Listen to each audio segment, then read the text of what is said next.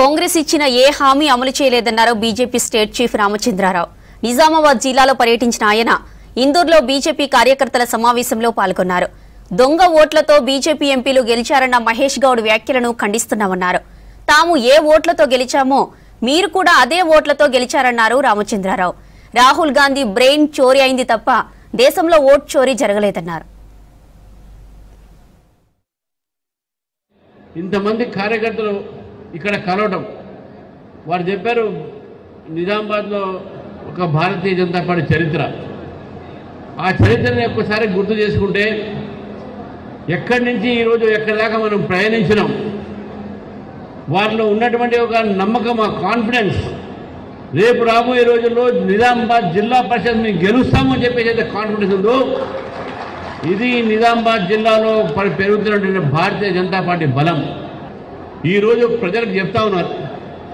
ప్రజలకు ఏం చెప్తా ఉన్నారంటే, మేము వారు వాగ్దానాలు చేసినాము, ఆ గ్యారంటీలు చేసినాము, ఈ గ్యారంటీలు చేసినాము, ప్రజలకు మేము అనేకమైనటువంటి ఒక కార్యక్రమాలు చేస్తూ ఉన్నాం, మళ్ళీ మాకు ఓటేయండి అని చెప్తా ఉన్నారు. కానీ ప్రభుత్వాన్ని నేను అడుగుతా ఉన్నాను, మీరు చేసింది ఏంది?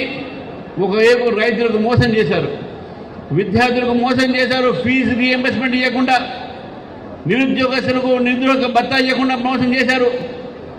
ఇక్కడ ఉన్నటువంటి ఒక ఏవైతే అనేకమైన డెవలప్మెంట్ కార్యక్రమాలు ఉన్నాయో అన్నీ ఆపేశారు. ఇంకా ఇక్కడ స్థానిక నాయకుడు, ఒక రూలింగ్ పార్టీ అధ్యక్షుడు మహేష్ గౌడ్ గారు చెప్పారు, ఓట్ చోరీతోనే బీజేపీ గెలిచిందని. అయ్యా మహేష్ గౌడ్ గారు, మీరు బహుశా రాహుల్ గాంధీ గారిని అడిగినట్టుంది, అందుకే ఆ ఓట్ చోరీ చెప్తున్నారు. ఏ ఓటర్ లిస్టుతోనైతే బీజేపీ సభ్యులు గెలిచారో అదే ఓటర్ లిస్టులో మీ సభ్యులు గెలిచారు. ఏ యంత్రాంగం అయితే ఎలక్షన్స్ ఇక్కడ పెట్టిందో అదే యంత్రాంగం మీకు ఎలక్షన్స్ పెట్టింది. కాంగ్రెస్కు సపరేట్ ఎలక్షన్స్, బీజేపీకి సపరేట్ కాలే.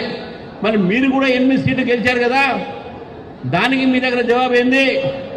ఇది ఓటు చోరీ కాదు, ఇది ఓటు చోరీ కాదు, రాహుల్ గాంధీ బ్రెయిన్ చోరీ అయిపోయింది. మేము అది గుర్తుపెట్టుకోవాలి.